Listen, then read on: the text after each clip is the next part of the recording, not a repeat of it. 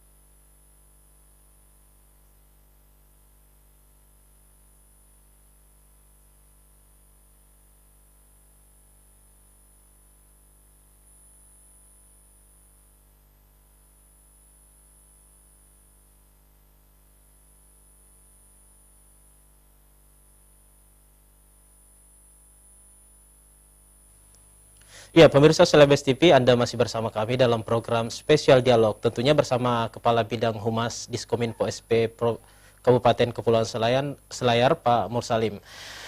Pak Mursalim, kita di segmen kedua ini kita akan spesifik membahas terkait dengan upaya-upaya yang dilakukan Diskominfo Kepulauan Selayar dalam menghadapi era digitalisasi. Sekarang ini Pak, pandemi itu kan dibarengi dengan era disrupsi. Itu adalah fenomena di mana masyarakat harus bermigrasi ke online. Lalu bagaimana Kabupaten Kepulauan Selayar menghadapi itu dalam kaitannya dengan upaya-upaya kira-kira dalam hal kehumasan? Iya, jadi Diskominfo ini adalah salah satu lembaga yang baru-baru diresmikan. Iya. Jadi sebelumnya itu dia dalam bentuk bagian, bukan dinas. Nanti di tahun 2021, begitu muncul Permendagri nomor 9 tahun 2021, diharuskan Kominfo untuk berdiri sendiri sebagai dinas. Dilebur Pak ya masuk ke situ. Dan Humas menjadi bagian dari dinas Kominfo. Terkait era pandemi sekarang, utamanya dalam rangka menyebarluaskan informasi, kemudian dalam penggunaan hal-hal yang sifatnya sudah online. Selayar ini karena ya seperti yang saya sampaikan, karena dia merupakan kabupaten yang secara geografis adalah wilayah kepulauan. Ya. Kami juga mesti sampaikan bahwa masih ada 30 desa yang terkategori sebagai desa yang blank spot jaringan internet. Berapa desa Pak? 30 desa. 30 desa. 30 desa, dan itu semuanya berada di wilayah kepulauan. Hampir semuanya berada di wilayah kepulauan. Ini juga satu tantangan, sehingga kami mengkoordinasikan kepada Kementerian Kominfo melalui Pak Kadis, Pak Andi Imran, menyampaikan bahwa ini mesti ada kebijakan-kebijakan yang mesti dihadirkan di Selayar dalam rangka pemenuhan kebutuhan-kebutuhan jaringan itu tadi, karena bukan hanya penggunaan misalnya aplikasi dan lain-lain, tapi ke depan akan ada menuju desa digital, di mana semua informasi-informasi desa itu tergambar dan dalam satu website yang akan kita berikan, yang akan kita bikinkan. Namun kendalanya itu tadi, jaringan itu. Sehingga yang mesti dibuatkan dulu adalah bagaimana di 30 titik blank spot ini hadir BTS. Ada BTS yang dibuat supaya menunjang kebutuhan jaringan. Itu yang pertama. Yang kedua, di Selayar itu kita mencoba berinovasi untuk menghadirkan satu kanal aduan masyarakat, namanya Sipawang, Sistem Informasi Pengaduan dan Masyarakat Tanah Doang. Itu dalam bentuk aplikasi platform ya Pak ya? Aplikasi, sementara dibangun sekarang aplikasinya, karena ya seperti tadi, Diskominfo itu baru muncul di 2021, otomatis program-programnya itu akan efektif nanti di tahun 2022 ini, tahun ini. Kemudian di Selayar ada Mall Pelayanan Publik. Mall Pelayanan Publik ini adalah salah satu layanan yang dihadirkan oleh pemerintah, di mana semuanya satu pintu. Jadi hampir semua kota-kota besar yang memiliki pelayanan yang modern itu memiliki mall pelayanan publik, dan ya gambarannya Kominfo harus memiliki peran-peran untuk memberikan penguatan-penguatan jaringan di sana. Saya kira ini hal-hal yang secara garis besar untuk menunjang tentu dalam rangka mencapai visi dan misi pemerintah Kabupaten Kepulauan Selayar. Pak, selain dari penguatan jaringan itu tentu harus dibarengi dengan SDM atau sumber daya manusia yang cukup mumpuni untuk mengelola itu. Lantas bagaimana Diskominfo untuk dalam kaitannya dengan menguatkan sumber daya manusia yang mengelola itu? Iya, jadi tentu sebagai masyarakat ilmiah yang kemudian terlibat sebagai abdi negara, abdi masyarakat, kita harus setiap saat mengupdate diri. Jadi kita memang menyiapkan beberapa tenaga-tenaga teknis karena di struktur itu sekarang di struktur pemerintahan nanti tinggal eselon 2 dan eselon 3 sebagai pejabat struktural. Yang lainnya itu akan beralih fungsi menjadi pejabat fungsional. Artinya fokus dan arah aparatur untuk profesionalisme kerjanya itu lebih terbentuk, sehingga sudah memang diharuskan untuk mengikuti diklat-diklat sesuai dengan teknis ilmu dan bidang kerjanya masing-masing.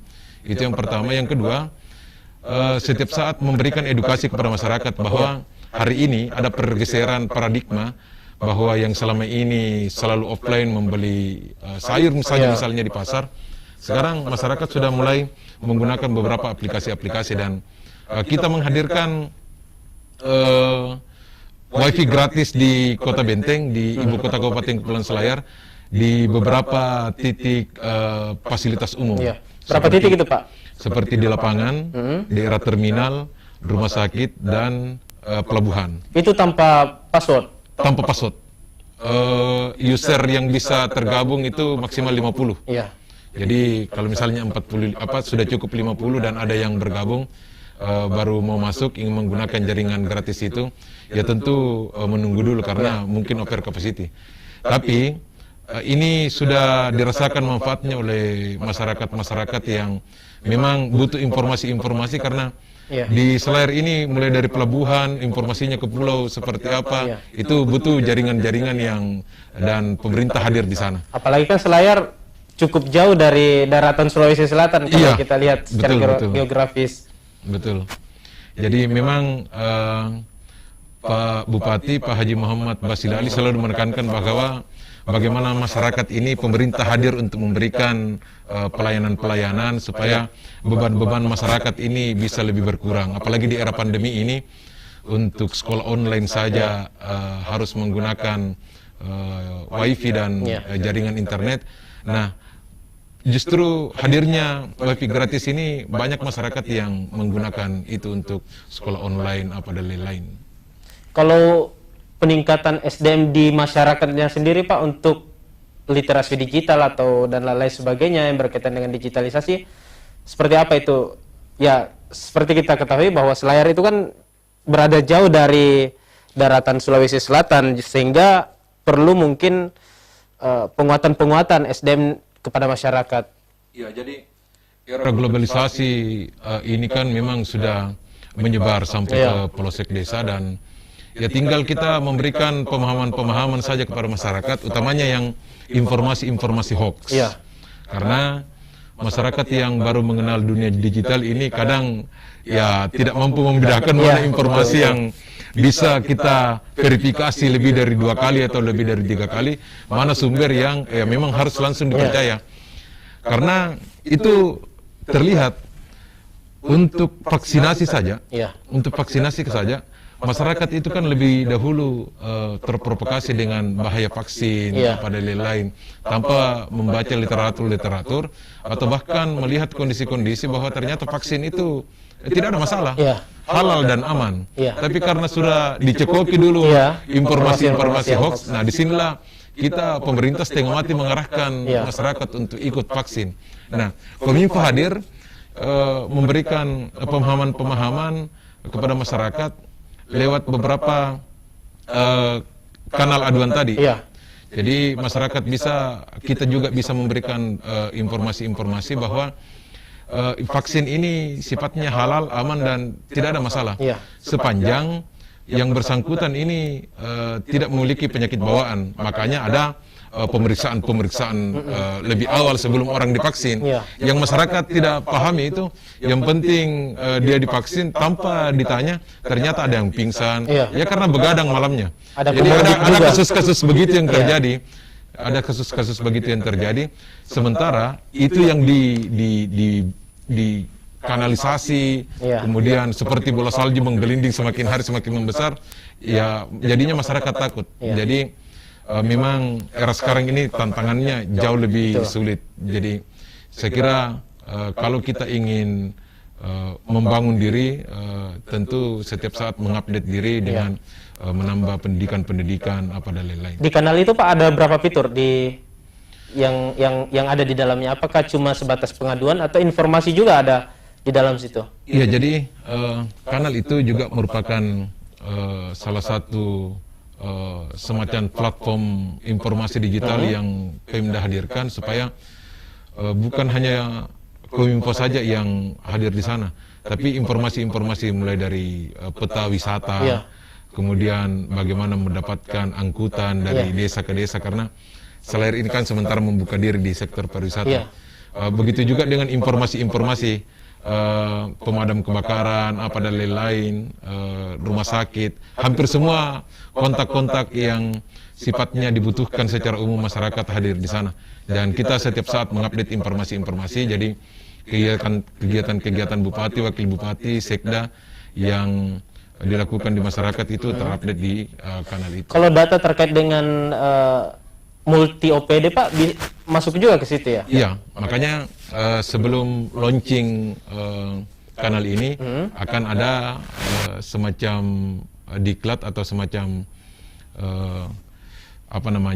seminar-seminar yang kita lakukan supaya pemahaman tentang kanal yang informasi ini, sehingga nanti satu OPD mungkin satu user di PPD-nya, di OPD-nya. Jadi mereka yang berkewajiban untuk mengupdate informasi-informasi yang ada di OPD itu. Kalau di tahun 2021 kemarin Pak, program kehumasan itu evaluasinya seperti apa? Apakah ada yang jalan atau ada yang justru mandek juga? Ya, jadi Humas ini kan, Kominfo ini kan hadir di 2021. Oh iya. Hadir 2021, penganggarannya itu nanti efektif di tahun 2022. Jadi memang secara garis besar kita ikut menyusun rencana-rencana strategis pemerintah kabupaten di wilayah Kominfo sendiri. Jadi di Kominfo ini ada 4 bidang, bidang Humas Informasi dan Komunikasi Publik, bidang Aptika, bidang Sandi, dan bidang Statistik. 4 bidang ini tentu memiliki kewajiban-kewajiban untuk menunjang visi kabupaten menuju Kabupaten Bandar Maritim, kawasan timur Indonesia. Namun sekali lagi ya, efektifnya nanti di tahun 2022, tahun ini sudah mulai berjalan penguatan jaringan di mall pelayanan publik, kemudian yang sementara berjalan di 2021 kemarin penyeragaman dan pembuatan wifi gratis di beberapa tempat umum di wilayah Kota Benteng. Tentu ini muaranya di pemulihan ekonomi Pak ya? Iya, jadi kita berharap masyarakat bisa memanfaatkan itu untuk berjualan, kemudian masyarakat yang tidak punya kuota untuk sekolahkan anaknya secara online bisa memanfaatkan semua itu. Artinya pemerintah hadir untuk meringankan beban masyarakat. Kalau di 2022 Pak, fokusnya arahnya kemana ini? Kami memiliki fokus di penguatan jaringan di 30 titik blank spot itu. Titik blank spot itu. Titik blank spot itu karena 2023 ini kan ada agenda supaya semua masyarakat atau pemerintah yang ada di desa itu memasuki era desa digital. Jadi informasi-informasi desa, jumlah penduduk yang ada di desa, berapa yang mati, semuanya terupdate. Karena kalau tidak ada penguatan internet yang ada di desa, itu agak sulit dilaksanakan. Ini kewenangannya pure di pemerintah Kabupaten Selayar atau terintegrasi dengan provinsi Pak? Kementerian Kominfo. Kementerian Kominfo kita sudah membawa permohonan dan data-data blank spot itu. Insya Allah tahun ini dan memang di nomenklaturnya itu sudah ada nama-nama desa yang siap dibanguni. Targetnya di bulan berapa Pak di tahun ini? Ya, kita menunggu konfirmasi perencanaannya itu di bulan-bulan 7 sampai Agustus. Tapi saya lihat efektif nanti di 2023 lah bisa dilaksanakan, digunakan. Karena memang program pemerintah untuk desa digital itu nanti masuk di 2023. Ya, ya, Pak Mursalim, diskusi kita hari ini cukup menarik sekali dan mudah-mudahan Kominfo bisa mewujudkan program-program itu tadi, dan kita berharap tentu muaranya bisa bermuara pada pemulihan ekonomi di Kabupaten Kepulauan Selayar. Pak Mursalim, ini adalah closing statement. Mungkin apa yang bisa disampaikan oleh Pak Mursalim kepada masyarakat terkait dengan program-program kehumasan Kabupaten Kepulauan Selayar? Iya, sebagai pemerintah, mewakili pemerintah, saya ingin tentunya memberikan pemahaman dan edukasi, utamanya di era pandemi ini, terkait vaksinasi misalnya. Saya berharap pemerintah dan masyarakat memiliki sinergitas dan pemahaman yang sama, bahwa vaksinasi itu adalah suatu langkah untuk betul-betul mencegah penyebaran virus corona, apalagi di tahun 2022 ini ada gelombang ketiga, yaitu Omikron. Ini semua kita lakukan supaya masyarakat menjadi aman dan tidak terdampak oleh virus itu.